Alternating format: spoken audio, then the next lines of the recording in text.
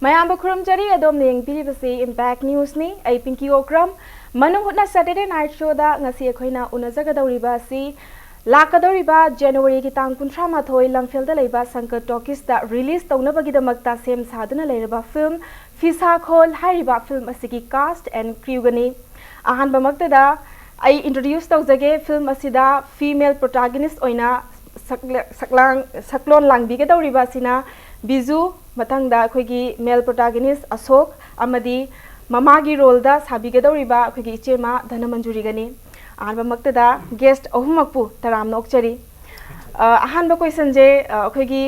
story writer su oriba director su oriba screenplay su oriba Ashok ta hana lakchege Ashok film se PHISHAKHOL isai di mayamna lo intanare yamna pambe isai masu oire official trailer su thoe pamnagadra haibagi asha amadi yam chauna uri adubu film sina haiba akaknaba film sina atopa film dagi karamba anoba mahau pigadawri the same the film si PHISHAKHOL film si mayam dagi khetang tongale haibadi akhoi film si namu matamda khoi phal dagi khar tamu film boy aduna khoina sai lai harawa aduga mukna sanaba aduga environment si oiba aduna sai lai harawa si namna bo honabada akhoi lai harawung do haidi akhoi laisanga se tongara saraga akhoi shooting tawe hai tare adu ngasai gi lai harawa sai kai gi no haibo tamda hoise umang lai haraga su ngasai gi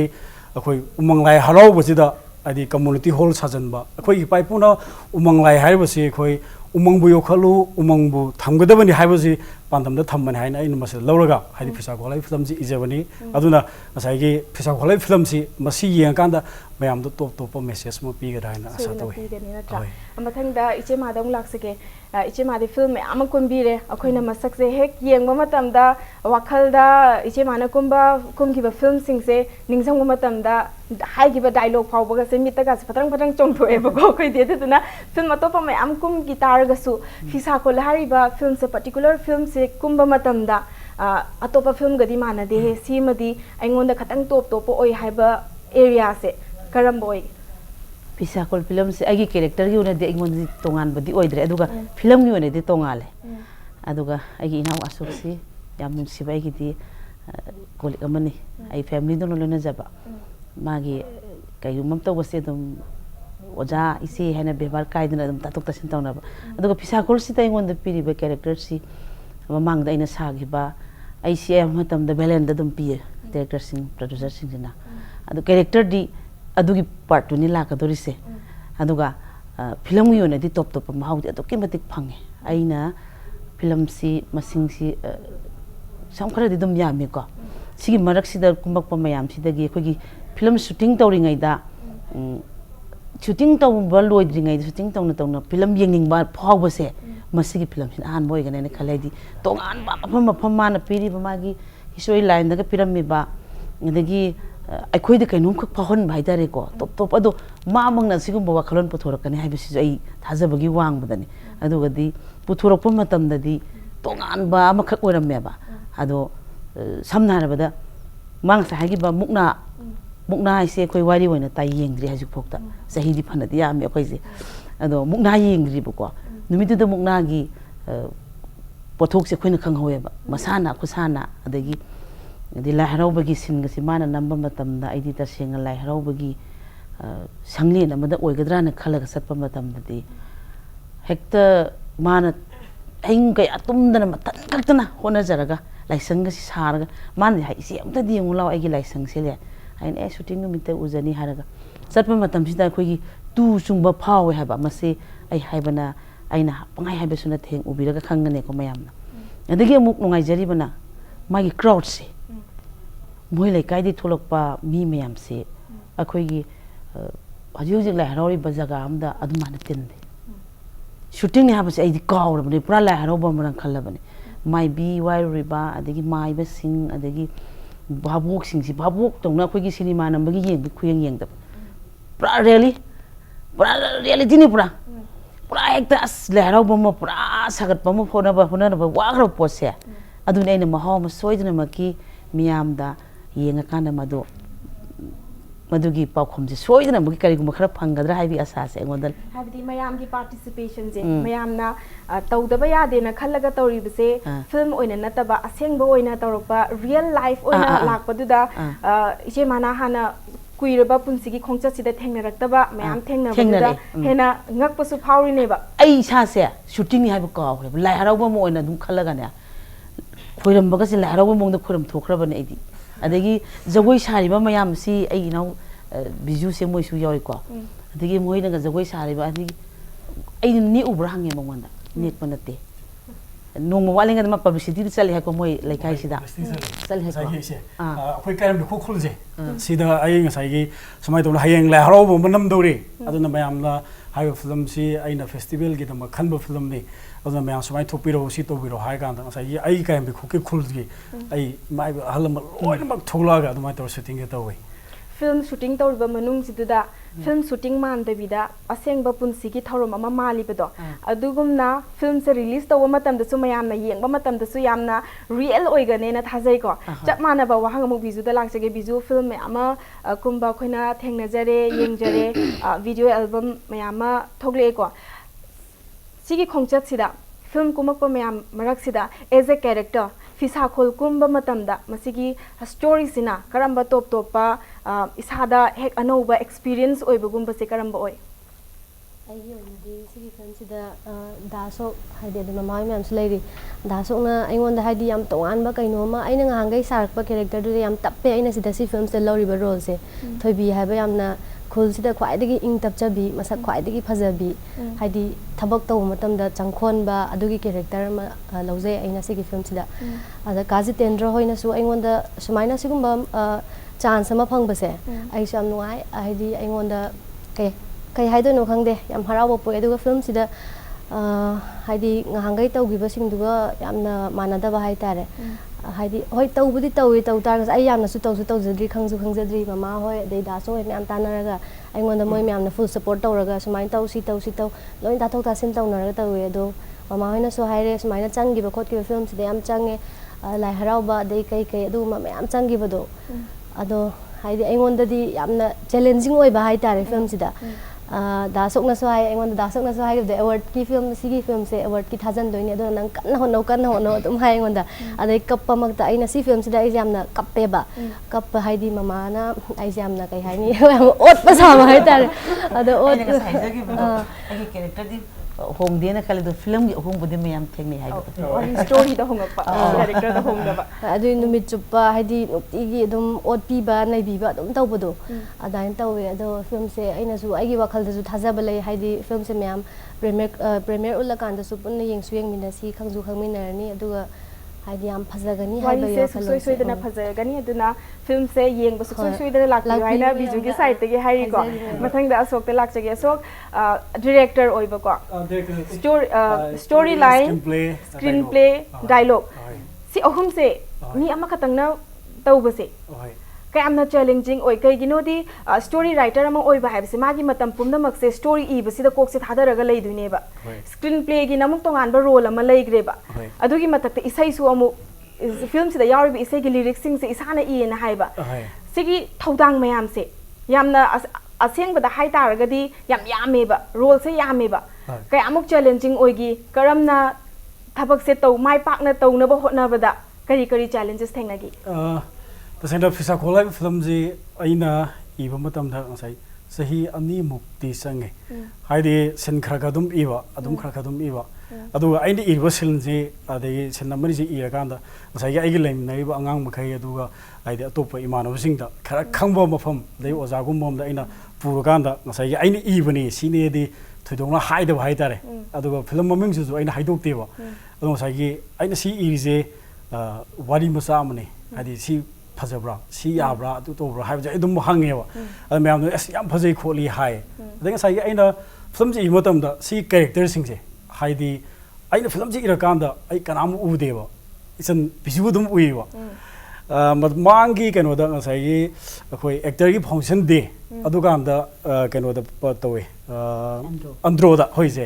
अंद्रो दा कान दा साइ Biju ngai खो हाय के हाय दा सो हाय स्माइ तो जना आइना film म तौगनी ꯑꯗꯩꯗ ꯊꯣꯏꯕꯤꯅ ꯌꯥꯝꯅ ꯃꯁꯛ ꯐꯖꯕꯤ ꯌꯥꯝꯅ ꯏꯪ ꯇꯞꯄꯤ ꯑꯃ ꯑꯗꯣ ꯑꯩꯅ ꯏꯗꯤ ꯏꯕꯅꯤ ꯑꯗꯣ ꯏꯆꯟꯗ ꯄꯤꯔꯒꯦ ꯍꯥꯏꯔꯒ ꯁꯨꯃꯥꯏꯅ ꯇꯧꯔꯒ ꯑꯩꯅ ꯐꯤꯂꯝꯁꯦ ꯏꯕ ꯑꯗꯒꯤ ꯃꯃꯥ ꯑꯩꯈꯣꯏ ꯏꯆꯦ ꯙꯅꯃꯟꯖꯨꯔꯤ ꯑꯣꯖꯥꯅꯤ ꯏꯆꯦꯅꯤ ꯄꯨꯝꯅꯃꯛꯅꯤ ꯍꯥꯏꯇꯥꯔꯦ ꯍꯥꯏꯗꯤ ꯏꯆꯦꯁꯦ ꯉꯁꯥꯏꯒꯤ ꯑꯩꯅ ꯏꯆꯦꯁꯨ ꯑꯃꯨꯛ ꯎꯔꯦꯕ ꯑꯗ ꯏꯆꯦ ꯁꯨꯃꯥꯏꯅ ꯇꯧꯁꯦꯕꯀꯣ ꯁꯨꯃꯥꯏꯅ ꯇꯧꯕꯤꯌꯣꯕ ꯏꯆꯦ ꯍꯥꯏ ꯍꯣꯏ ꯍꯣꯏ ꯍꯥꯏꯔꯒ ꯁꯨꯃꯥꯏꯅ ꯇꯧꯔꯀꯥꯟꯗ ꯑꯩꯅ ꯐꯤꯂꯝꯁꯦ ꯏ ꯑꯗꯨꯒ ꯉꯁꯥꯏ ꯑꯩ ꯇꯁꯦꯡꯅ ꯍꯩꯕꯗꯤ ꯅꯠꯇꯦꯀꯣ ꯑꯗꯣ ꯑꯁꯣꯛꯅ ꯍꯧꯖꯤꯛꯇ ꯍꯥꯏꯀꯣ ꯊꯣꯏꯕꯤ ꯍꯥꯏꯔꯤꯕ ꯀꯦꯔꯦꯛꯇꯔꯁꯦ ꯁꯤꯁꯦ ꯕꯤꯖꯨ ꯎꯕ ꯃꯇꯝꯗ ꯕꯤꯖꯨꯗ ꯄꯤꯒꯦꯅ ꯈꯟꯈ꯭ꯔꯦꯕ ꯃꯁꯤꯒꯤ ꯃꯔꯝꯁꯦ ꯀꯔꯤꯒꯤ ꯑꯣꯏꯗꯣꯏꯅꯣ ꯕꯤꯖꯨꯁꯦ ꯍꯦꯛ ꯌꯦꯡꯕ ꯃꯇꯝꯗ ꯏꯪꯕ ꯇꯞꯄ ꯅꯨꯡꯁꯤꯕ ꯆꯪꯈꯣꯟꯕꯁꯦ ꯃꯉꯣꯟꯗ ꯑꯣꯜꯔꯦꯗꯤ ꯌꯥꯎꯔꯒ ꯂꯩꯕꯒꯤꯅꯦꯅ ꯈꯟꯕ꯭ꯔꯥ ꯅꯠꯇ꯭ꯔꯒ ꯀꯦꯔꯦꯛꯇꯔꯁꯦ ꯃꯁꯤ ꯃꯥꯅ ꯁꯛꯂꯣꯟꯁꯦ ꯂꯧꯔꯛꯄ ꯃꯇꯝꯗ ꯕꯤꯖꯨ ꯅꯠꯇꯅ ꯑꯇꯣꯞꯄꯗ ꯄꯛ ꯑꯣꯏꯅ ꯈꯟꯕꯒꯤꯗ ꯃꯔꯝꯁꯦ ꯀꯔꯤ ꯑꯣꯏ ꯇꯁꯦꯡꯅ ꯑꯇꯣꯞꯄ ꯄꯛꯄꯗꯤ ꯌꯥꯏꯀꯣ ꯄꯛꯄꯗꯤ ꯌꯥꯏ ꯑꯗꯨꯕꯨ ꯉꯁꯥꯏꯒꯤ ꯍꯦꯟꯕ ꯑꯥꯔꯇꯤꯁꯁꯤꯡꯁꯨ ꯃꯌꯥꯝ ꯂꯩ ꯇꯥꯕꯁꯨ ꯃꯌꯥꯝ ꯂꯩ ꯑꯥꯔꯇꯤꯁ ꯍꯥꯏꯁꯦ ꯃꯥꯒꯤ ꯃꯥꯒꯤ ꯑꯃꯃꯝꯗ ꯍꯤꯔꯝ ꯑꯃꯃꯝꯗ ꯑꯃꯅ ꯑꯃꯗ ꯍꯦꯜꯂꯦ ꯍꯥꯏꯕꯗꯤ ꯌꯥꯗꯦꯕꯀꯣ ꯍꯥꯏꯗꯤ ꯑꯗꯣ ꯉꯁꯥꯏꯒꯤ ꯑꯩꯅ ꯏꯕ ꯃꯇꯝꯗ ꯉꯁꯥꯏ ꯕꯤꯖꯨꯁꯦ ꯍꯥꯏꯗꯤ ꯃꯔꯨꯑꯣꯏꯅ ꯐꯤꯂꯝꯁꯤꯗ ꯑꯩꯈꯣꯏ ꯀꯨꯝꯃꯤꯕ ꯔꯣꯜ ꯑꯗꯨꯒ ꯐꯤꯂꯝꯁꯤꯗ ꯌꯥꯎꯔꯤꯕ ꯑꯥꯔꯇꯤꯁ ꯈꯨꯗꯤꯡꯃꯛꯁꯦ ꯉꯁꯥꯏꯒꯤ ꯑꯩꯅ ꯏꯕ ꯃꯇꯝꯗ ꯁꯤꯒꯤ ꯃꯤꯁꯤꯅ ꯇꯧ ꯇꯥꯔꯒꯗꯤ ꯁꯤꯈꯩꯁꯦ ꯄꯨꯟꯁꯤꯜꯂ ꯇꯥꯔꯒꯗꯤ ꯐꯤꯂꯝꯁꯦ ꯑꯣꯜꯔꯦꯗꯤ ꯁꯛꯁꯦꯁ ꯑꯣꯏꯒꯅꯤ ꯍꯥꯏꯕꯁꯦ ꯑꯩꯅ ꯂꯧꯋꯦ ꯑꯗꯨꯒ ꯉꯁꯥꯏꯒꯤ ꯕꯤꯖꯨꯗ ꯑꯩꯅ ꯄꯤꯔꯤꯁꯤꯅ ꯉꯁꯥꯏꯒꯤ ꯕꯤꯖꯨꯁꯦ ꯇꯁꯦꯡꯅ ꯃꯥꯏ ꯃꯃꯥꯡꯗ ꯊꯥꯒꯠꯄꯗꯤ ꯅꯠꯇꯦꯀꯣ ꯍꯥꯏꯅ ꯇꯥꯟꯅꯕꯗ ꯌꯥꯕ ꯍꯥꯏꯇꯥꯔꯦ ꯕꯤꯖꯨꯅ ꯑꯗꯨ ꯇꯧ ꯈꯣꯠꯂꯣ ꯍꯥꯏꯕꯗ ꯉꯁꯥꯏꯒꯤ ꯃꯉꯣꯟꯗ ꯌꯥꯝ ꯔꯦꯁꯄꯦꯛ ꯑꯃꯁꯨ ꯂꯩꯌꯦꯕ ꯉꯁꯥꯏꯒꯤ ꯕꯤꯖꯨꯗ ꯑꯩꯅ ꯉꯁꯥꯏꯒꯤ ꯁꯤ ꯄꯥꯝꯃꯤ ꯍꯥꯏꯕꯁꯤ ꯃꯉꯣꯟꯗ ꯍꯥꯏ ꯀꯥꯟꯗ ꯕꯤꯖꯨꯅ ꯃꯁꯤꯗꯤ ꯌꯥꯒꯅꯤ ꯍꯥꯏꯕꯁꯨ ꯑꯣꯏ ꯑꯗꯨ ꯉꯁꯥꯏꯒꯤ ꯃꯉꯣꯟꯗ ꯏꯪꯕ ꯇꯞꯄ ꯑꯗꯨꯝ ꯌꯥꯎꯋꯦꯅꯁꯨ ꯈꯜꯂꯦ ꯑꯗꯣ ꯐꯤꯂꯝꯁꯦ ꯌꯥꯝ ꯊꯤꯅꯁꯨ ꯆꯥꯟꯅꯩꯌꯦ ꯏꯆꯦꯅ ꯉꯁꯥꯏ ꯁꯨꯇꯤꯡꯁꯦ ꯇꯧꯔꯤꯉꯩꯗ ꯀꯩꯅꯣ ꯇꯧꯋꯦ ꯌꯥꯝ ꯑꯣꯠꯄꯤꯌꯦꯕ ꯑꯣꯠꯄꯗꯨꯗ ꯉꯁꯥꯏꯒꯤ ꯌꯦꯡꯉꯤꯕ ꯃꯤꯈꯩꯗꯣ ꯏꯆꯦꯗ ꯁꯥꯎꯋꯦꯕ ꯁꯥꯎꯕꯁꯦ ꯑꯗꯩ ꯉꯁꯥꯏꯒꯤ ꯑꯣꯠꯄ ꯍꯦꯟꯃꯟꯗꯅ ꯑꯗꯨꯃꯥꯏꯅ ꯇꯧꯔꯀꯥꯟꯗ ꯑꯩ ꯕꯤꯖꯨꯗ ꯌꯥꯝ ꯆꯥꯟꯅꯒꯅꯦꯅ ꯇꯧꯋꯦ ꯑꯗꯨꯒ ꯉꯁꯤ ꯑꯩꯈꯣꯏ ꯁꯤꯗ ꯄꯨꯜꯂꯤꯕ ꯑꯥꯔꯇꯤꯁꯁꯤꯡ ꯐꯤꯂꯝꯁꯤꯗ ꯌꯥꯎꯔꯤꯕ ꯈꯨꯗꯤꯡꯃꯛꯁꯦ ꯗꯤꯁꯦꯝꯕꯔꯒꯤ ꯗꯦꯠ 8ꯇꯒꯤꯅ ꯗꯤꯁꯦꯝꯕꯔ 19 ꯐꯥꯎꯕ ꯑꯩ ꯌꯨꯝꯗ ꯍꯣꯜ ꯇꯧꯔꯒ ꯁꯨꯇꯤꯡꯁꯦ ꯇꯧꯈꯤ ꯑꯗꯣ ꯉꯁꯥꯏꯒꯤ ꯌꯥꯝ ꯅꯨꯡꯁꯤꯗꯅ ꯁꯤ ꯇꯧꯁꯤꯒ ꯍꯥꯏꯔꯒ ꯉꯁꯥꯏꯒꯤ ꯑꯩꯈꯣꯏꯅ ꯁꯨꯇꯤꯡꯁꯤ ꯂꯣꯏꯔꯀꯥꯟꯗ ꯑꯩꯈꯣꯏ ꯃꯁꯦꯟ ꯂꯣꯏꯅ ꯀꯣꯏꯁꯟꯗ ꯐꯝꯃꯤꯟꯅꯔꯒꯀꯣ ꯗꯤꯁꯀꯁꯟ ꯇꯧꯔꯒ ꯌꯥꯝ ꯐꯖꯅ ꯅꯝꯕ ꯐꯤꯂꯝ ꯑꯣꯏꯌꯦ ꯑꯗꯨꯅ ꯇꯣꯉꯥꯟꯕ ꯑꯣꯏꯒꯅꯦꯅ ꯑꯗꯨꯝ ꯇꯣꯉꯥꯟꯕꯗꯤ ꯁꯣꯏꯗꯅ ꯑꯣꯏꯔꯒꯅꯤꯀꯣ ꯑꯗꯨꯒ ꯁꯤꯒꯤ ꯀꯣꯏꯁꯟꯁꯦ ꯀꯦꯔꯦꯛꯇꯔꯒꯤ ꯃꯇꯥꯡꯁꯦ ꯄꯜꯂꯤꯉꯩꯁꯤꯗ ꯃꯆꯥ ꯑꯝꯇ ꯍꯪꯖꯍꯧꯒꯦ ꯐꯤल्म ꯑꯁꯤꯗ ꯐꯤꯁꯥꯈꯣꯜ ꯍꯥꯏꯔꯤꯕ ꯐꯤल्मꯁꯤꯗ ꯑꯇꯣꯞ ꯑꯇꯣꯞꯄ ꯀꯦꯔꯦꯛꯇꯔꯁꯦ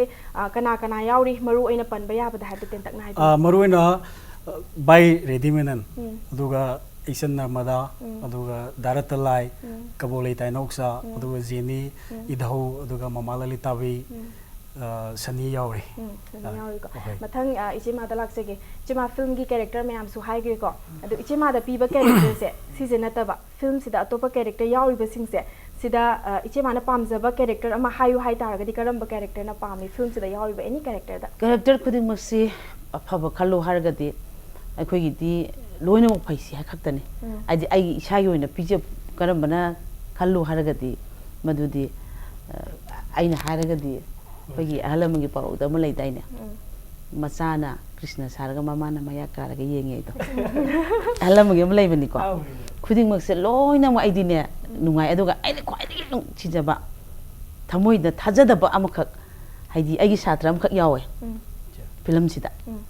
ꯑꯩꯒꯤ ꯃꯥꯂꯦꯝ ꯑꯩꯒꯤ ꯁ꯭ꯇꯨꯗꯤꯑꯣ ꯑꯩꯒꯤꯗ ꯇ꯭ꯔꯦꯅꯤꯡ ꯇꯧꯔ ꯂꯩꯕ ꯑꯉꯥꯡꯅꯦ ꯊꯋꯥꯏ ꯌꯥꯝ ꯌꯥꯎꯕ ꯑꯗ ꯃꯥꯁꯤ ꯀꯗꯥꯏꯗ ꯏꯟꯁꯤꯟꯁꯤꯒꯦꯅ ꯁꯨꯝ ꯈꯜꯂꯤꯉꯩꯗ ꯑꯩꯅ ꯑꯁꯣꯛ ꯍꯥꯏꯕꯅꯦ ꯑꯁꯣꯛ ꯅꯪꯒꯤ ꯁꯤꯗ ꯁꯤ ꯏꯟꯁꯤꯟꯕ ꯌꯥꯕ ꯑꯝꯇꯪ ꯑꯩꯒꯤ ꯁꯥꯇ꯭ꯔ ꯑꯝꯇꯪ ꯏꯟꯁꯤꯟꯒꯦ ꯍꯥꯏ ꯀꯥꯟꯗ ꯏꯆꯦ ꯌꯥꯅꯤ ꯃꯨꯛꯅꯥ ꯁꯥꯟꯅꯕꯗ ꯌꯥꯎꯍꯟꯁꯤ ꯍꯥꯏꯔꯒ ꯃꯨꯛꯅꯥꯗꯤ ꯍꯥꯏꯗꯅ ꯑꯗꯒꯤꯗꯤ ꯁꯨꯇꯤꯡ ꯌꯥꯎꯔꯨꯕꯗꯒꯤ ꯃꯥꯁꯤ ꯄꯨꯔꯥ ꯑꯥꯔꯇꯤꯁ ꯑꯃ ꯄꯨꯔꯥ ꯍꯧꯕꯗꯤ ꯌꯥꯎꯊꯣꯛꯈ꯭ꯔꯦꯕ ꯑꯉꯥꯡꯁꯦ ꯑꯗꯨꯒ ꯃꯥꯒꯤ ꯑꯦꯛꯇꯤꯡꯁꯦ ꯑꯩꯅ ꯇꯨꯃꯤꯟ ꯌꯦꯡꯕ ꯍꯥꯏꯇꯥꯔꯦ ꯃꯥꯅ ꯑꯩ ꯎꯔꯒ ꯏꯀꯥꯏꯈꯤꯗ꯭ꯔꯥ ꯁꯤꯒꯤ ꯑꯗꯣ ꯃꯥꯅ ꯊꯥꯖꯗꯅ ꯇꯧꯔꯛꯄꯗꯣ ꯃꯗꯨꯅꯤꯁꯦ ꯑꯩꯅ ꯈ꯭ꯋꯥꯏꯗꯒꯤ ꯑꯩꯅ ꯊꯃꯣꯏꯗ ꯄꯦꯟꯖꯈꯤꯕ ꯍꯥꯏꯇꯥꯔꯦ ꯑꯗꯨꯅ ꯑꯩ ꯍꯥꯏꯁꯦ ꯃꯆꯥꯅ ꯀ꯭ꯔꯤꯁꯅ ꯁꯥꯔ ꯃꯃꯥꯅ ꯃꯇꯤꯟ ꯇꯥꯔꯒ ꯌꯦꯡ ꯍꯥꯏꯁꯦ ꯑꯁꯤꯅꯤ ꯑꯩꯅ ꯍꯥꯏꯖꯔꯤꯁꯦ ꯉꯁꯥꯏꯒꯤ ꯊꯥꯖꯗꯕ ꯑꯩꯒꯤ ꯁꯥꯇ꯭ꯔ ꯑꯃꯈꯛꯅ ꯃꯐꯝꯗꯨꯗ ꯑꯁꯣꯛꯅ ꯔꯨꯝ ꯑꯃꯈꯛ ꯄꯤꯔꯒ ꯌꯥꯝꯅ ꯃꯥꯁꯨ ꯐꯖꯅ ꯇꯧꯔꯛꯄꯗꯣ ꯊꯋꯥꯏ ꯌꯥꯝ ꯌꯥꯎꯕ ꯍꯥꯏꯇꯥꯔꯦ ꯑꯗꯨꯅ ꯇꯥꯛꯄꯤ ꯇꯝꯕꯤꯔꯨꯕꯒꯤ ꯃꯍꯩ ꯌꯥꯜꯂꯦ ꯑꯗꯨꯒꯤ ꯅꯨꯃꯤꯠꯇꯨꯗ ꯈꯪꯉꯛꯄꯗ ꯑꯗꯨꯒꯤ ꯃꯣꯃꯦꯟꯇꯨꯅꯦꯕ ꯅꯨꯡꯉꯥꯏꯕ ꯍꯔꯥꯎꯕꯁꯦ ꯄꯨꯟꯁꯤꯗ ꯑꯋꯥꯕ ꯅꯨꯡꯉꯥꯏꯕ ꯃꯌꯥꯝ ꯊꯦꯡꯅꯕ ꯇꯥꯔꯒꯁꯨ ꯃꯤꯀꯨꯞ ꯃꯆꯥ ꯈꯔꯗ ꯑꯩꯈꯣꯏꯗ ꯊꯃꯣꯏꯗ ꯄꯦꯟꯕꯗꯣ ꯑꯗꯨꯗꯨꯅ ꯄꯨꯟꯁꯤꯗ ꯅꯨꯡꯉꯥꯏꯕ ꯃꯆꯦꯠ ꯁꯦꯝꯃꯒ ꯅꯨꯡꯉꯥꯏꯕ ꯄꯨꯟꯁꯤ ꯑꯃ ꯄꯣꯔꯤ ꯍꯥꯏꯅ ꯊꯥꯖꯩꯀꯣ ꯃꯥꯒꯤ ꯃꯃꯤꯡꯁꯦ ꯑꯃꯨꯛꯇꯒ ꯇꯥꯛꯆꯔꯝꯒꯦ ꯃꯥꯂꯦꯝ ꯉꯥꯟꯕ ꯀꯣ ꯃꯥꯁꯦ ꯑꯍꯥꯟꯕꯗ ꯐꯤꯂꯝ ꯑꯦꯀꯥꯗꯃꯤꯗ ꯃꯥꯁꯤ ꯇ꯭ꯔꯦꯅꯤꯡ ꯂꯥꯛꯄꯅꯦ ꯑꯩꯁꯦ ꯐꯤꯂꯝ ꯑꯦꯀꯥꯗꯃꯤꯗ ꯑꯦꯗꯚꯥꯏꯖꯔ ꯑꯣꯏꯅ ꯂꯩꯖꯔꯝꯃꯦ ꯑꯗꯨꯒ ꯍꯧꯖꯤꯛꯁꯨ ꯂꯩꯖꯔꯤ ꯑꯗꯨꯗ ꯃꯥꯁꯤ ꯑꯗꯨꯗ ꯌꯥꯎꯔꯕ ꯃꯇꯨꯡꯗ ꯇꯣꯉꯥꯟ ꯑꯦꯛꯁꯇ꯭ꯔꯥ ꯀ꯭ꯂꯥꯁ ꯑꯩꯒꯤ ꯌꯨꯝꯗ ꯂꯥꯛꯑꯒ ꯇꯧꯕ ꯍꯥꯏꯇꯥꯔꯦ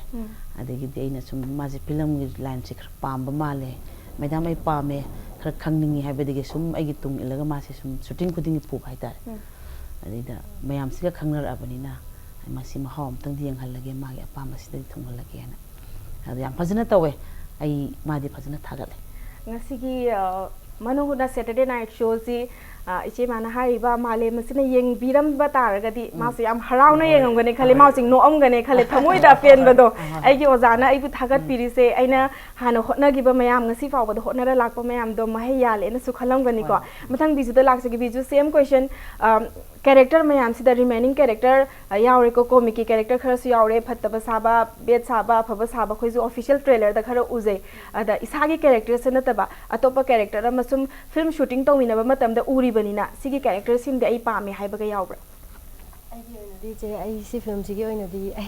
ai isana lozari ba character se ai si sina dum pamjare hai tare atopa da kesu aina hena wakhal do aina yamna thada jagi bado sida ai lupsan jagi bana ra khangde ai si ai sai characters ne yam pamjai ai oina pamjai ba adu thoibi gi character se sare thoibi gi character sida dialogue se hobadagi loiba bukti dialogue mayam yaure ba ada dialogue mayam sigi marakta isana kwaidai khoida jaraga asim de ai manaba tawrage mandaba yade ga hairaga tawgiba dialogue khara yaw taraga di matek ama ningjang bibra khatang haidi aina keno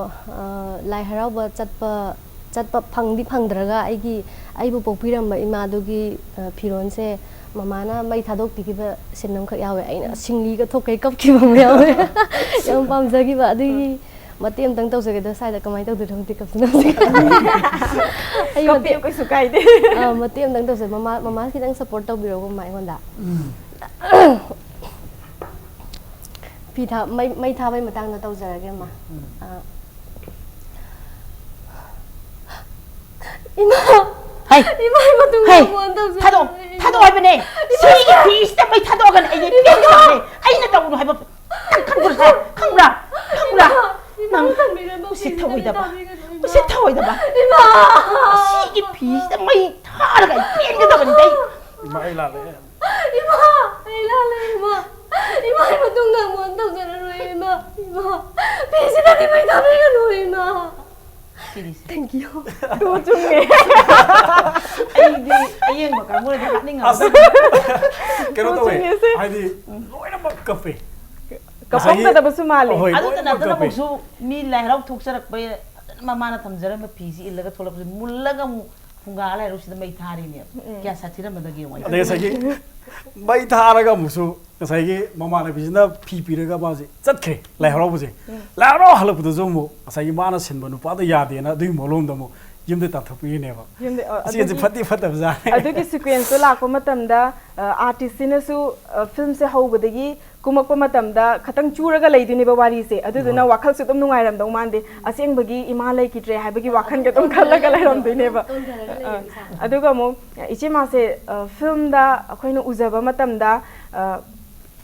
fatta bi saba se yam male ba ado film on screen ubaga hoji off screen ai gi mang de uba matam se tobu acting se chap mana na uba hai tare ko adu ne bai tu chu ngai do ai ga yam nak na phambani na aingon da yorak kadra sine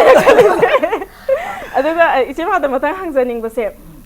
afaba saba su ure role da ko fattaba saba su ure role ani sida ichi ma da karam ne na comfortable oi fattaba saba sine oi bra na afaba saba sine oi bra fattaba saba se amarom da di yam lu ba ne haidi khoina thaina khoina nauringai matam da balance sana bhona awab oi kheba haidringai matam da aidi ahamba da aidi theater da haujarak bane ai se stay da thangoi banda pong syam sharmagi apun basakta artist association na maleramne masidagi ai drama si yaw horok pani matam si dai si drama si karino kaim khang maja natte adagi mathang sum hall theater da yaure adagi wazara tan thiam da yaure adagi mathang md yaure haujina society theater da lejari ko ja jisi tong bragi da koi waza kang abam tong bana direction music pira dum lai director masida sum tor pase kamai to habam tam da phatta ba sabasi yam haidi haita ba haidare ko adu aina drama daga sum stage performance pira ko matam da di ya matam da tragedy on tawre ba awa ba na sem adu kramai to ginu khangdi film tarak pada di hekta isi aina yengjaba da ne aini gai khandaba matang yaure tong phat kidre da ko kai ai sana khanjay ba ko ꯑꯗꯣ ꯍꯧꯖꯤꯛꯇꯤ ꯀꯩꯁꯨ ꯊꯣꯏꯗꯣꯛꯇ꯭ꯔꯦ ꯑꯋꯥꯕ ꯑꯣꯏꯗ꯭ꯔꯦꯕ ꯆꯞ ꯃꯥꯟꯅꯔꯦꯕ ꯑꯩꯈꯣꯏ ꯑꯥꯔꯇꯤꯁꯀꯤꯗꯤ ꯁꯤꯅ ꯂꯨꯏ ꯁꯤꯅ ꯋꯥꯠꯂꯤ ꯍꯥꯏꯕꯁꯤ ꯍꯧꯖꯤꯛꯇꯤ ꯊꯣꯏꯗꯣꯛꯇ꯭ꯔꯦ ꯍꯧꯖꯤꯛꯇꯤ ꯃꯥꯁꯦ ꯑꯐꯠꯇꯕ ꯁꯥꯕꯁꯤꯅ ꯄꯥꯝꯖꯔꯦꯕ ꯑꯁ ꯃꯁꯦ ꯂꯝꯕꯤꯗ ꯆꯠꯄ ꯃꯇꯝꯗꯒ ꯑꯣꯗꯤꯌꯟꯁꯅꯗꯤ ꯈꯪꯉꯤꯅꯤꯗꯅꯀꯣ ꯃꯃꯥꯅꯕꯨꯗꯤ ꯃꯁꯛ ꯈꯪꯖꯗꯕ ꯏꯆꯦ ꯃꯥꯅꯕꯨꯗꯤ ꯃꯁꯛ ꯈꯪꯖꯗꯕꯀꯣ ꯃꯁꯤꯒꯤ ꯅꯨꯄꯤꯁꯦ ꯌꯥꯝ ꯐꯠꯇꯕꯅꯤꯒ ꯍꯥꯏꯔꯝꯕ ꯌꯥꯎꯕ꯭ꯔꯕ ꯌꯦꯡꯃꯟꯗꯅ ꯐꯨꯔꯛꯄꯕꯨ ꯌꯥꯎꯏꯗ ꯐꯨꯔꯛꯄ ꯌꯥꯎꯋꯦꯕ ꯃꯃꯥꯡꯗ ꯑꯩ ꯀꯌꯥꯝ ꯍꯥꯏꯈ꯭ꯔꯕꯅꯤ ꯃꯁꯛ ꯊꯥꯡꯖꯤꯡꯗꯅꯦ ꯊꯥꯡꯖꯤꯡꯁꯤꯅꯅꯦ ꯑꯁ ꯀꯩꯀꯨꯗ ꯑꯣꯠꯂꯤ ꯀꯩꯒꯤꯅꯣ ꯅꯪꯅ ꯁꯗꯥꯅꯗ ꯑꯣꯠꯂꯤ ꯀꯩꯒꯤꯅꯣ ꯑꯁ ꯊꯕꯥꯇꯣꯟꯗꯒ ꯅꯪꯅ ꯐꯠꯇꯕ ꯀꯥꯏꯅ ꯄꯤꯁꯨꯝ ꯊꯣꯡꯈꯣꯡꯗ ꯑꯩꯉꯣꯟꯗ ꯊꯥꯡꯖꯤꯡꯒ ꯂꯪꯉꯛꯈꯤꯕꯒꯤ ꯋꯥꯔꯤ ꯃꯌꯥꯝ ꯍꯥꯏꯈ꯭ꯔꯕꯅꯤ ꯊꯥꯡꯖꯤꯡꯒ ꯂꯪꯉꯛꯏꯅꯤ ꯍꯤꯟꯖꯥꯡ ꯌꯣꯟꯕꯤꯅ ꯑꯗꯨ ꯑꯩꯗꯤ ꯀꯩꯅꯣꯅꯤ ꯀꯥꯏꯅ ꯇꯧꯔꯒ ꯁꯥꯏꯁꯨ ꯌꯦꯠ ꯊꯪꯕꯁꯦ ꯄꯥꯜꯂꯦꯕꯀꯣ ꯊꯥꯡꯖꯤꯡ ꯍꯥꯏꯁꯦ ꯇꯤꯡꯈꯪ ꯉꯥꯛꯇꯅꯦꯕ ꯑꯗꯒꯤ ꯑꯃꯨꯛ ꯑꯃꯔꯣꯝꯗ ꯊꯥꯡꯖꯤꯡꯗꯨꯅ ꯈꯔ ꯇꯤꯛꯑꯝꯗꯕꯩ ꯐꯕꯅꯦ ꯄꯠꯂꯤ ꯄꯠꯂꯤ ꯇꯧꯕꯗꯨꯅ ꯄꯥꯛ ꯂꯥꯎ ꯂꯪꯉꯛꯑꯦ ꯑꯩꯉꯣꯟꯗ ꯑꯩꯅ ꯀꯩꯅꯣꯅꯤ ꯑꯁꯤ ꯑꯍꯟꯁꯤꯕꯨ ꯀꯥꯏꯅ ꯁꯧꯔꯞꯇꯤ ꯌꯦꯡꯉꯨꯏꯀꯣ ꯑꯍꯥꯟꯕꯗ ꯑꯗꯒꯤꯗꯤ ꯍꯅꯨꯕꯤꯁꯤꯅ ꯇꯨ ꯌꯦꯡꯉꯦ ꯇꯨ ꯀꯥꯏꯗꯅ ꯃꯣꯏ ꯋꯥ ꯂꯥꯎ ꯅꯣꯛꯁꯜꯂꯛꯑꯦꯕ ꯑꯩꯅ ꯀꯩꯅꯣꯅꯤ ꯈꯜꯂꯦ ꯍꯩ ꯅꯨꯡꯁꯤꯗꯅ ꯇꯧꯕꯅꯤꯅꯦ ꯍꯥꯏꯕ ꯀꯩꯅꯣ ꯅꯨꯡꯁꯤꯔꯒꯨ ꯃꯤꯉꯣꯟꯗꯕꯨ ꯀꯥꯏꯅ ꯈꯜꯂꯝꯃꯦꯕꯀꯣ ꯑꯗꯣ ꯂꯥꯁꯇꯗꯤ ꯅꯪꯅ ꯀꯥꯏꯀꯨꯗ ꯑꯗꯨꯝ ꯊꯤꯅ ꯑꯣꯠꯄꯤꯕ ꯅꯪꯅ ꯁꯗꯥꯅꯟꯗꯗ ꯑꯗꯨꯝ ꯊꯤꯅ ꯑꯣꯠꯄꯤꯕ ꯇꯧꯔꯒꯅꯦ ꯐꯤꯂꯝꯒꯤ ꯑꯣꯏ ꯂꯩꯔꯝꯃꯦ ꯊꯥꯡꯖꯤꯡ ꯂꯪꯉꯛꯄꯒꯤ ꯄꯥꯔꯠꯁꯦ ꯃꯔꯨꯗ ꯌꯨꯕꯅꯤꯅ ꯅꯥꯗꯤ ꯅꯥꯕ ꯕꯠ ꯑꯦꯛꯇꯤꯡ ꯇꯧꯕꯗꯨꯗ ꯀꯌꯥꯃꯨꯛ ꯍꯣꯏ ꯍꯩꯔꯒꯦ ꯍꯥꯏꯕꯁꯦ ꯏꯁꯥꯅ ꯈꯪꯖꯔꯛꯏꯅꯦꯕ ꯑꯗꯨ ꯃꯇꯥꯡꯗꯨꯗ ꯊꯥꯡꯖꯤꯡꯗꯨꯅ ꯈꯪꯍꯜꯂꯦ ꯑꯗꯨꯅ ꯑꯩꯅ ꯈꯜꯂꯦꯕꯀꯣ ꯂꯥꯁꯇꯗꯤ ꯐꯤꯂꯝꯒꯤ ꯑꯣꯏꯔꯝ ꯀꯥꯟꯗꯅꯦ ꯑꯩꯅ ꯈꯜꯂꯦ ꯑꯩꯅ ꯈꯔ ꯇꯧꯖꯔꯨꯕ ꯈꯔꯁꯦ ꯈꯤꯇꯪꯗꯤ ꯃꯤꯌꯥꯝꯅ ꯌꯥꯕꯤꯔꯕ ꯖꯥꯠꯅꯤ ꯊꯥꯡꯖꯤꯡꯁꯤ나 ꯑꯩꯉꯣꯟꯗ ꯄ꯭ꯔꯃꯥꯟ ꯑꯃ ꯄꯤꯕꯤꯔꯛꯑꯦꯕ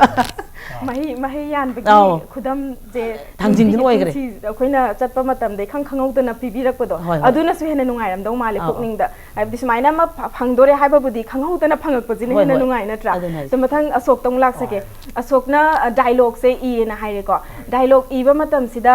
ꯏꯁꯥꯅ ꯂꯣꯏ ꯏꯖꯔꯕꯅꯤꯅ ꯀꯦꯔꯦꯛꯇꯔ ꯈꯨꯗꯤꯡꯃꯛꯀꯤ ꯏꯕꯁꯦ ꯑꯩꯒꯤ ꯋꯥꯈꯜꯁꯤꯗ ꯐꯥꯎꯔꯒ ꯁꯤꯗꯤ ꯁꯨꯃꯥꯏꯅ ꯉꯥꯡꯉꯛꯇꯣꯏꯅꯤꯀꯣ ꯁꯤꯅ ꯁꯨꯃꯥꯏꯅ ꯉꯥꯡꯉꯛꯇꯣꯏꯅꯤ ꯍꯥꯏꯔ ꯐꯥꯎꯔꯒ ꯏꯔꯤꯅꯦꯕ ꯑꯗꯨ ꯀꯦꯔꯦꯛꯇꯔ ꯃꯌꯥꯝꯁꯤꯒꯤ ꯗꯥꯏꯂꯣꯒꯁꯦ ꯏꯁꯥꯅ ꯏꯊꯟꯗ ꯏꯕꯤꯕꯅꯤ나 ꯏꯁꯥꯅ ꯑꯦꯛꯇꯤꯡ ꯇꯧꯔꯛꯄ ꯃꯇꯝꯗ ꯀꯦꯔꯦꯛꯇꯔ ꯃꯌꯥꯝꯗꯨꯒꯤ ꯗꯥꯏꯂꯣꯒꯁꯦ ꯃꯤꯛꯁ ꯑꯞ ꯇꯧꯒꯦ ꯇꯧꯕ ꯌꯥꯎꯗꯕ꯭ꯔꯥ ꯀꯃꯥꯏꯅ ꯇꯧꯋꯤ ꯑꯗꯨꯗꯤ ꯌꯥꯎꯗꯦ ꯍꯥꯏꯗꯤ ꯉꯁꯥꯏꯒꯤ ꯑꯩꯅ ꯁ꯭ꯀ꯭ꯔꯤꯞꯁꯤ ꯑꯩꯅ ꯗꯥꯏꯂꯣꯒꯁꯤ ꯏꯕ ꯃꯇꯝꯗ ꯉꯁꯥꯏꯒꯤ ꯕꯤꯖꯨꯁꯦ ꯊꯣꯏꯕꯤꯅꯤ ꯊꯣꯏꯕꯤꯁꯦ ꯑꯗꯨꯝ ꯊꯣꯏꯕꯤ ꯑꯣꯏꯅ ꯊꯣꯛꯑꯦ ꯑꯗꯣ ꯉꯁꯥꯏꯒꯤ ꯊꯣꯏꯕ ꯑꯩ ꯊꯣꯏꯕ ꯑꯣꯏꯔꯒꯁꯨ ꯑꯩ ꯑꯁꯣꯛ ꯑꯣꯏꯔꯒꯁꯨ ꯊꯣꯏꯕ ꯍꯥꯏꯕꯁꯤꯒꯤ ꯊꯣꯏꯕ ꯑꯣꯏꯅ ꯑꯗꯨꯝ ꯏꯆꯦ ꯙꯅꯃꯟꯖꯨꯔꯤꯁꯤ ꯏꯆꯦꯒꯤ ꯃꯃꯤꯡꯁꯤ ꯉꯁꯥꯏꯒꯤ ꯏꯆꯦꯅ ꯁꯥꯕ ꯀꯦꯔꯦꯛꯇꯔꯒꯤ ꯀꯩꯅꯣꯗꯣ ꯗꯥꯏꯂꯣꯒꯁꯦ ꯑꯗꯨꯝ ꯁꯥꯏ ꯁꯨꯝ ꯊꯣꯛꯑꯦ ꯍꯥꯏꯇꯥꯔꯦ ꯑꯗꯨꯒ ꯐꯤꯂꯝꯁꯤ ꯅꯝꯕ ꯃꯇꯝꯗꯁꯨ ꯌꯥꯝꯅ ꯅꯨꯡꯉꯥꯏꯕ ꯑꯗꯨꯃꯥꯏꯅ ꯇꯧꯔꯒ ꯌꯥꯝ ꯅꯨꯡꯉꯥꯏ ꯑꯩꯈꯣꯏꯁꯦ ꯐꯤꯂꯝ ꯅꯝꯕꯗ ꯑꯗꯣ ꯗꯥꯏꯂꯣꯒꯁꯦ ꯑꯦꯖ ꯑ ꯃꯦꯜ ꯄ꯭ꯔꯣꯇꯥꯒꯅꯤꯁ ꯍꯥꯏꯇꯥꯔꯦꯀꯣ ꯗꯥꯏꯂꯣग ꯏꯕ ꯃꯌꯥꯝ ꯃꯔꯛꯁꯤꯗꯒꯤ ꯏꯁꯥꯅꯁꯨ ꯑꯦꯛꯇꯤꯡ ꯇꯧꯔꯤꯕꯅꯤꯅ ꯗꯥꯏꯂꯣग ꯃꯌꯥꯝ ꯃꯔꯛꯇꯨꯗꯒꯤ ꯀꯔꯝꯕꯅ ꯍꯦꯟꯅ ꯏꯄꯥꯝ ꯄꯥꯝꯕ ꯇꯧꯒꯤ ꯗꯥꯏꯂꯣग ꯃꯇꯦꯛ ꯑꯝꯇꯪ ꯅꯤꯡꯁꯤꯡꯕꯤ ꯇꯥꯔꯒꯗꯤ ꯗꯥꯏꯂꯣग ꯃꯌꯥꯝ ꯃꯔꯛꯁꯤꯗ ꯑꯩꯅ ꯈ꯭ꯋꯥꯏ ꯄꯥꯝꯕꯗꯤ ꯉꯁꯥꯏꯒꯤ ꯑꯩꯈꯣꯏ ꯃꯤꯑꯣꯏꯕꯁꯦ ꯍꯥꯏꯗꯤ ꯑꯩꯈꯣꯏ ꯂꯃꯟ ꯈꯨꯝꯕ ꯍꯥꯏꯕꯁꯦ ꯃꯁꯤ ꯈ꯭ꯋꯥꯏ ꯐꯠꯇꯦꯅ ꯑꯩ ꯂꯧꯖꯅꯤꯡꯉꯤ ꯍꯥꯏꯗꯤ ꯑꯩ ꯐꯤꯂꯝꯁꯤꯗ ꯑꯩꯒꯤ ꯏꯃꯥ ꯍꯥꯠꯄꯁꯤꯗ ꯂꯃꯟ ꯈꯨꯝꯁꯦ ꯍꯥꯏꯕ ꯀꯥꯟꯗ ꯕꯥꯏ ꯔꯦꯗꯤꯁꯤꯅ ꯉꯁꯥꯏꯒꯤ ꯇꯣꯝꯄꯣꯛ ꯍꯥꯏꯕ ꯔꯣꯜ ꯕꯥꯏ ꯔꯦꯗꯤ ꯃꯦꯅꯟꯀꯣ ꯍꯥꯏꯗꯤ ꯁꯤꯗ ꯂꯃꯟ ꯈꯨꯝꯁꯦ ꯍꯥꯏ ꯀꯥꯟꯗ ꯂꯃꯟ ꯈꯨꯝꯃꯣꯏꯁꯦ ꯍꯥꯏꯕꯒꯤ ꯃꯇꯦꯛ ꯑꯃꯈꯛ ꯑꯩ ꯇꯧꯖꯒꯦ ꯏꯇꯥꯎ ꯃꯕꯨ ꯊꯥꯗꯣꯛ ꯑꯩꯈꯣꯏꯅ ꯃꯥꯅ ꯏꯃꯥ ꯍꯥꯠꯈ꯭ꯔꯦ ꯍꯥꯏꯗꯅ ꯑꯩꯈꯣꯏꯅ ꯃꯥꯕꯨ ꯍꯥꯠꯂꯒ ꯏꯃꯥꯗꯣ ꯑꯃꯨꯛ ꯍꯤꯡꯒꯠꯂꯛꯀꯗ꯭ꯔꯥ ꯏꯇꯥꯎ ꯈꯥꯅ ꯁꯨꯅꯕ ꯅꯨꯡꯁꯤꯅꯗꯕ ꯍꯥꯏꯕꯁꯦ ꯑꯩꯈꯣꯏ ꯃꯤꯑꯣꯏꯕꯗ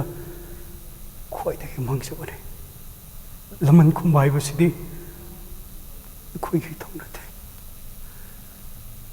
ꯃꯄꯨꯡ ꯃꯥꯅ ꯇꯧꯒꯗꯕꯅꯤ ꯏꯇꯥꯎ ꯈꯗꯥꯛꯄ ꯅꯪꯅ ꯑꯩꯒꯤ ꯏꯆꯜꯗ ꯑꯃꯗꯤ ꯑꯩꯒꯤ ꯏꯃꯥꯗ ꯅꯪꯅ ꯇꯧꯔꯤꯕꯁꯦ ꯅꯪꯒꯤ ꯏꯆꯜꯗ ꯅꯪꯒꯤ ꯏꯃꯥꯗ ꯊꯣꯛꯄ ꯑꯣꯏꯔꯒꯗꯤ ꯅꯪ ꯀꯩꯗꯧꯒꯅꯤ ꯅꯪ ꯀꯩꯗꯧꯒꯗꯒꯦ ꯅꯨꯄꯤ ꯍꯥꯏꯕꯁꯦ ꯏꯃꯥꯅꯤ ꯑꯩꯈꯣꯏꯅ ꯃꯈꯣꯏꯕꯨ ꯉꯥꯛꯄꯤ ꯁꯦꯟꯕꯤꯒꯗꯕꯅꯤ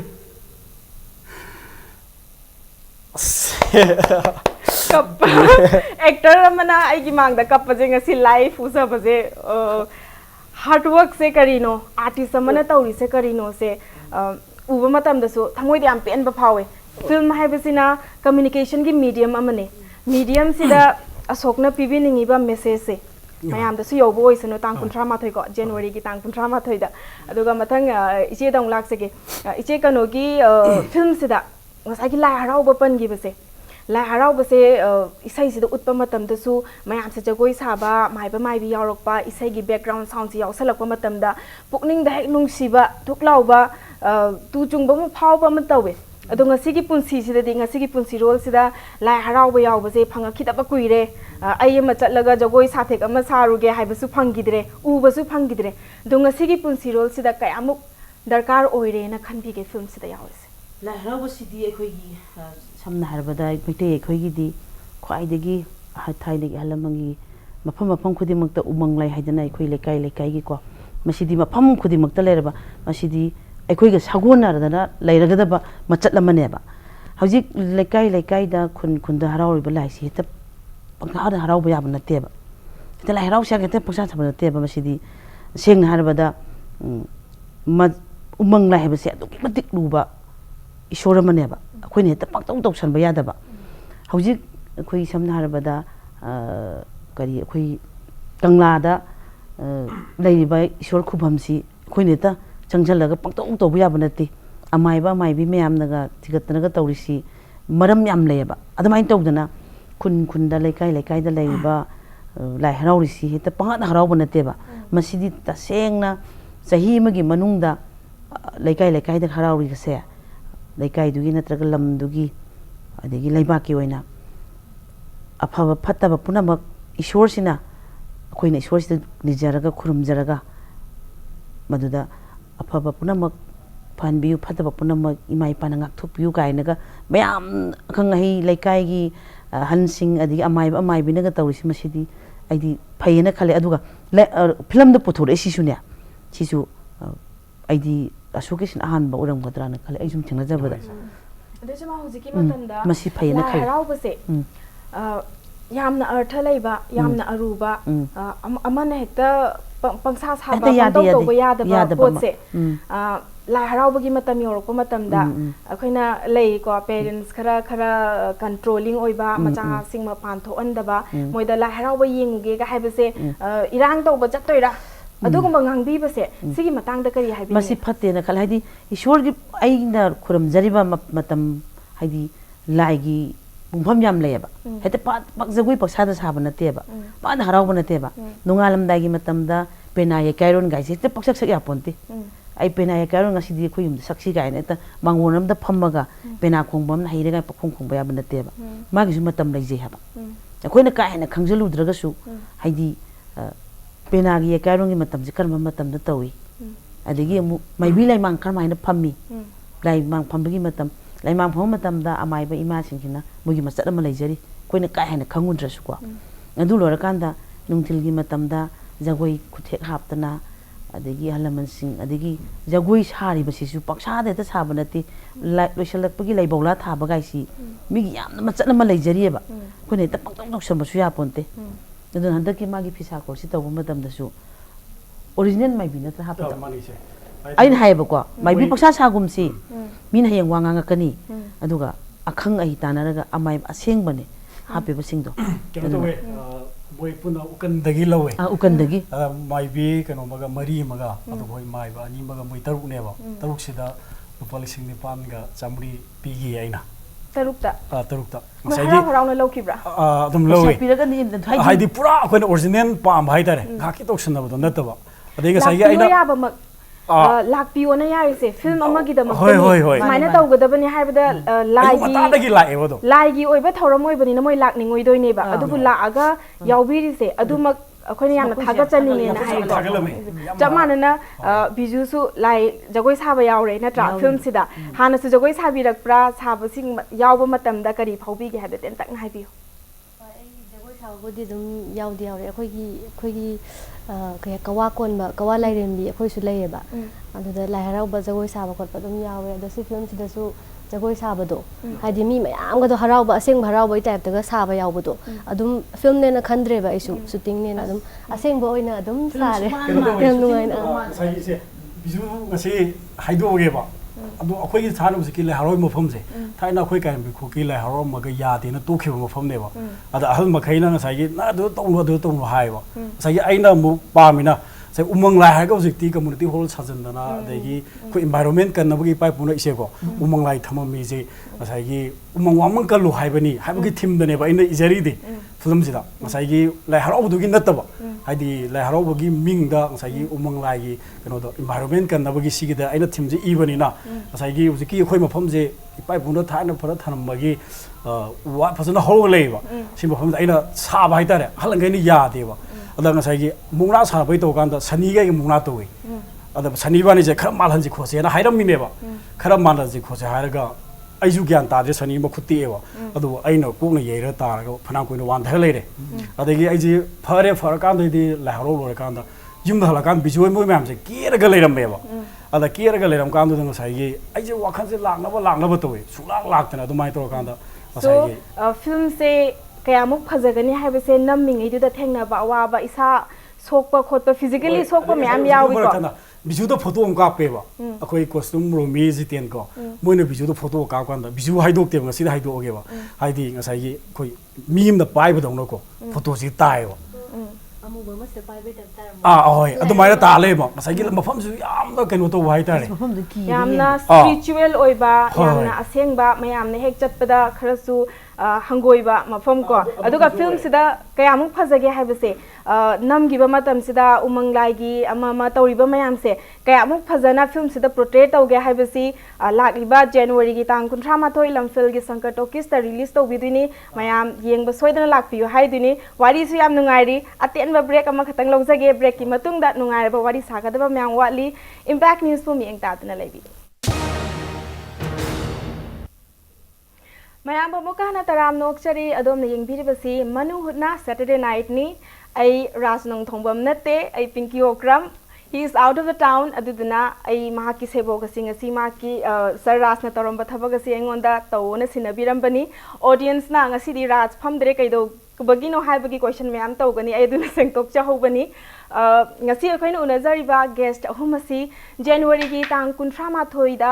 lamfil da laiba sankar tokis da release tawnana ba sem saduna lairiba film Fishakhol gi cast and crew gani Ashok Ichema Dhanamanjuri amadi Biju break ki mamang da nungai ba wari myam sagre adu break ki matung da ina Biju da gi khangjaning base as a actor nongna hawalak liba film gi lamda khongdaning ba mayam se sida acting tips oina haitare ko kari de haibininge acting ni maram da haidi che acting ni wadi aisu yam nauzari ba haidi haidi hojik film sida aisu sima kano taujage na thoksara ibn na su ka hena di khangjade adubu aina haijaning badi ai kitang khangjabado haijage ko aina ahan bada haidi film gi line si art ki line se changge hai taraga di ahal laman thaksi kasi naiba thaksi ade bebar kai haini haidi pumna mak akoi khangjadaba pot myam do khangjana ba haidi takpina ba ozaguru naiba adai ozaguru mafam da respect tauba sigum ma hana yam makha pole sigum magi makha yam pole du acting haibadu di ai isana isase haidi isasida kai haidono khangde yamna thawai yauraga thawai yauna hotnaraga anda acting haibasi dum mathanda hairakadabani do art haibasi di loiba budin naide adubu ahan badadi ai ahalaman pumnamak ai senior artist adai ozaguru pumnamak se hana respect tauba se hana change haisani art haibasi yamna pak chawi loiba naide adubu ozaguru ahalamanda thaksika sinaina bebar tawna tammi ba pot da pukning chang taraga di suksoi soidana maming leiba phawba artist ama oiba ngamgani haina Bijuna haibiri ko yam nungai jai mathang Ashok ta lakchege Ashok film sigi title se Fishakhol hariba title se yamna anobo oina pukning da su karigino Fishakhol tholi sibo haigana khalle isana karigi maram oirajano kon sai haibadi ure isai da su kon yam sai ko adubo film sida overall film sigi title se Fishakhol na thonbiri se karigino tasengna aina Fishakhol na thonje ji maram di ngasai gi thabak haibani haidi wak si oi ani atopa tobudi yai ba ko adang sai gi koi khunggang amada ngasai gi cham leiba leisabi makai di ngasai gi phi sa lon sa toba haidi imphal le kha ta mo phom na ha ga ngasai gi sumaina thole adang ngasai gi thoibi haiba nupi ji yam da thabak phaba haidi ahalamman singna adagi lekai leiba mina di thoibi gi matau tamu ma gi matau tamu ma di thawak phai nungsine na mai Fishakhol da ngaujaba adang sai gi mama atomi oiriba khoi ise Dhanamanjuri na pisa ju sunga yadaba haitare madda Fishakhol je thon bane adung sai gi last nungsinara ba leira kanda Biju na mo ora kanda khoi halum department ka thadara ka da loan ka phang ka da sai gi khunduma phisa kholan nin gi bagi wari na se thonjabani real life da thokpa ya ba hojik su lekai da thom gadaba manba real story manbe story ama khak oiri ko yam nungai jai mathangi round asina akhoi gi manung hutna Saturday night show sigi yamna popular oiba round ama hai tare ko rapid fire rounds da aina question common question ama mam hangjagani ahumak sina yam ten takna hangi ba wahang sigi reply ten tak na pibiro adudi haurasi ko mayam na kari question orakane na khanbiram ba yai adubu irai lai ba question ngaktani just ten tak na khomina si ko duna ahan ba question si Biju da laksage film se ki title se PHISHAKHOL tholi base kari guma chance ama phange PHISHAKHOL na da ba to pa title ama tholu hai tar ga di kari title thon bi ni film sam na in tapani na yam khanbi ba ya de ko rapid fire round ne rapid fire round de wakhan da lak do da sok to khumbi ro da sok ta pass tau kre tasina ngasai gi film ji atopa ming ama thol haiba tar ga di ngasai gi aina thabak haina thon gani thabak hoi sinfam se ko thabak sina tau tar ga di season ane ba khoi se sari si hing si mayam le minari si nungai minari si na sai si daida koi music director Bishosa nambam aduga koi editor sumanga sai gi PHISHAKHOL ji hai ngasai tonga ba music ko hai di ngasai gi akoi khungangi tonga ba hana gi suwa ma da folk the best orga da ngasai gi aina moi gelo na hinga tumdana Bishona sungtum tumdana hai di numi manga taruni ji ma ga mai mai da cha ba thak ba torga hai di smai torna yam wana hona ba dum film ma ni ngasai gi wana hona raga mayam pullaga tawina gi banina thabakna adum thabak ma oina ulak tuni na thabak oina thon bi gane na haibane natra matang che ma da lakse gi ma atopa maming title ma tholo hai tar ga di kari title thon bi gane ai di title si on thokning drabani ni PHISHAKHOL maram di shooting ji yauro bani na ne magi PHISHAKHOL ma khon sita ngau gi bedo ha adura de to hai di question ji answer di pi da ba ya da bi na ko khungang gi chanura an antoraga ne hai di chanura khungang du da leiba chanura magi magi hai di magi sinpham do adu da manu on thok okay khungang gi chanura na thon bi gane ba natra matang Biju da lake Biju kari gumba kuminare ko film sida character se kanano haiba se film sida khanga bane ba khangma matam sida aina Biju da hange iche ma Dhanamanjuri gi quality ama kwai phaba quality ama karino na hai tar ga di Biju na kari habi gane mamai kwai phaba quality di yamna chamba akhoi aidi macha da loina biba aidi mama se artist aphau bani aduni actor ni kaina masa da pongthok pa kemta leitaba si quality se aina haijani chamana ba question iche ma tang lak chege artist ani nakan da phami ba artist ani sigi khwai dagi phaba khwai dagi best oiba quality hai tari kari habi gane quality se moi se ai ubu se paktha bane ta hale aduna kanana hen banu kanana wat panu ai besidi ibda leitre aduga ngasai hai gi bedune koi Biju na tungni mangni habegi sunate ko artist khara du bak lei mayam marakta masa mayam pupuda ama pana dum lam hen ba adagi yan ta ba hai be in da bai sidi mayam ma thengne ko ado ai gi nak ta lei habegi sunata bada angang ani sidi ta sengna harbada hangsi bok ta loina ba mayam no ko mo koi gi tongan ba discipline ma di dum bak lei masi aseng mane haidi mamang da haijana bana ta ba duga ai ngasai mamang ju haijagi ba kari mam taw matam da iche oja ai mum taw ni ga se tanarak pa adi si ju ngai re adum mama na moi myam gi mama ne ai se adegi habidi khangdaba tananing ba matam da khangdaba the khangba isada proud oiba leitaba khangning tar ga adegi amasu lei ai ma lei sumyam shooting tong mina ba drama tong mina ba ko pase asoi bes uraga ai tumina leiba ngamdaba haidi ekta haining moibu chaining banati ko takning base na hitan dan ai dinya camera mang song salum na kongai ma haidi ko ado aduna adu haidi adu ba mayam do ai ngonda koina artist oina horok panina section haning mai tare ai hai bai sungai soi da badi ka su yaw ponte mayam mayam ngani ai yum su soi da badi yaro ba so discipline layena haibire ko animak adu dune ba khwai dagi darkar oi bisina tra artist ta kwai dagi chap mana ba question jai Ashok tamung lak chege karamba quality na best oina khanbi artist animak ki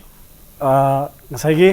best oi haiba ta ga di discipline je ai sai mamang ju haiba do Bijuna Tobi Sargadi, Tobi have no PC, I met them Ureva, Tobi Sargadi, Tobi, Bijuna Malani Havazi, Bijugi Intapa, Bijugi, Sagi Sedul Mahamatamda, Bizu, I pung Sutalakani, no Luslamu, Hamatamda, Masagi, Matum Lushala later me. The Isie, Isigi Mamazi was Live Lagre, although Isi hold the Roga shooting to Javadi, Mam did the Roga, Isi the Yada. I think I see a Simatam below Virambu, Isi Haganda, Isiana. Oina ibunga nang bulak trebo ne haraga sumaito isi da yam time punctual loi base haidi artisting discipline sina best quality oi hai bane ba mathang aduga mu quality je mu isi ge hoji sasim lairam base actor mai bra changba gumbi do hingcha bi do to ba acting si mu isi da yam quality mayam na thalle hai tari se afabadagi afaba tamjini ngai ngak tani natra mathang biju da lakchage biju as a actor mayam na Babok mayam sene actors singi maramda lana khanbasu mayam lei mayam sigi marakta karamba wakhalon bijuna chum thokni si matang na haijau hairaga di artist saiba sidi mayam gi seba tawjabani haide mayam na pen na bane ba artist sing den tawjai mayam sa ahing nung den tumba chaba khangdana tawriba sida haidi audience mayam babok mayam sina lana khanbi ba santopi ba mayam yaw ai isa maksu ai gizu haidi viral oiba wa mayam yawi ko thokpa mayam aduguma mayam se artist bu nungsi biu artist ki dam mayam gi damakta ni artist na ka thok chariba se aduna matungda haidi amana punna support taw biu natraga di khoisu haidi film haiba art ki line sida ka thokpa ngambagi pangal do leijade aduna mayam punna support taw biraga aran bhai bo wakhal je pulap thadok minaraga aphabarom da punna changsan bina se na igi site haise Chapmana ba question icheda hangjage karamba chapmana ba question da khatang khena ba haitare ko akhoi gi society da film asigi matang da medium oiraga film haibusina medium oiraga karamba message karamba appeal to bini taseng mo bang film artist sing sidi taseng haibu sa yan jengum bane haidi mijela kai bisi kana su ying de dana aduna artist oi da ba mayam ma khak haidi taba nungai taba mayam ma tawi ko makhoi sing du kana na kasu usak khangde ba aduna artist amoi ba taragadi haidi thaksi khasina ina ahalaman be ba adi lamchat mak tawrasu saksa yuksa wargasu sajat lechat wa batarasu haina singna section loina bata bane sat bata bane adu section log du mi kuptani artist sing bu mayam na thina ngangi se aduna ekoi artist ke side su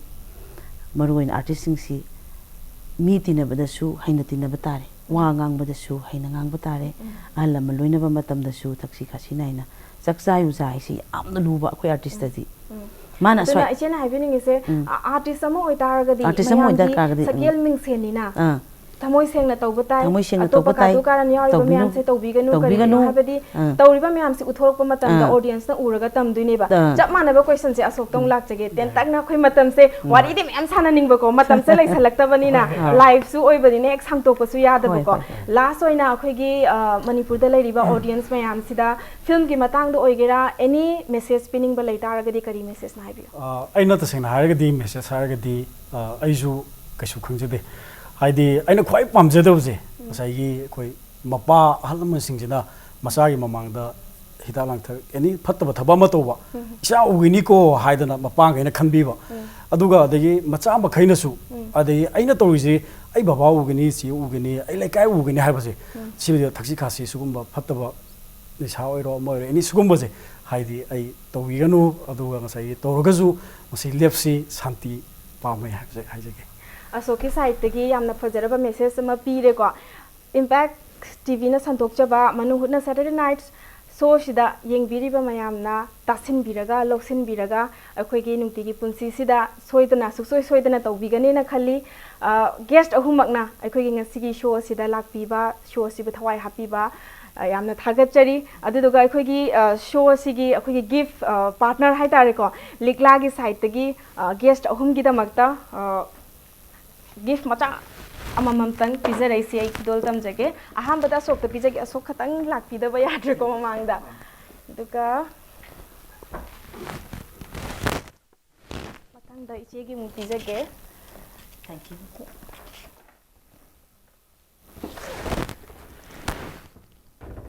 kari yauge khang de khang ngak pwan da khang lum basida sida pizza ge ko masini ngasigi Manung Hutna kari ini 31 January si mayam na PHISHAKHOL film ji yengbiu mayam from the kurumjari si haije ge Ashok amadi PHISHAKHOL hariba film asigi cast hai tare main cast ahumna mayam gi mafum da appeal tawri lakadori ba January tang 38 lamfel da leiba sangatokis da release suksoi soidana tawjaragani yengba lakpiu haina appeal tawjari masini ngasigi Manung Hutna Saturday night show ngasigi di matang swaisda loisinjare mathangi Saturday da nungai nungai raba artist amuk mayam putuna lakjage ngasigi oinadi matang swaisda kaina nabaya thangni jari bye bye.